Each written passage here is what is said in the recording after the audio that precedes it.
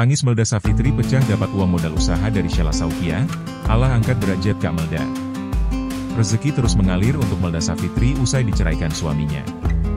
Melda Savitri, wanita yang viral karena diceraikan suaminya 2 hari sebelum pelantikan sebagai PPPK Satpol PP Aceh Singkil. Kini, Melda Savitri dapat rezeki tak terduga dari seorang pengusaha Aceh, Sheila Saukia. Savitri yang baru saja dicerai suaminya, diberi modal usaha oleh pengusaha skincare Sheila Saukia. Hal ini dibagikan Sheila Saukia lewat Instagram miliknya. Sheila memberikan bantuan ini setelah mendengar kisah pilu yang dialami Savitri. Pemberian modal ini dilakukan setelah Sheila terharu mendengar kisah Savitri dan bertekad untuk membantunya menjadi pengusaha sukses. Sheila menjemput Savitri di kampung halamannya dan menceritakan bahwa kisahnya mirip dengan yang pernah ia alami di masa lalu.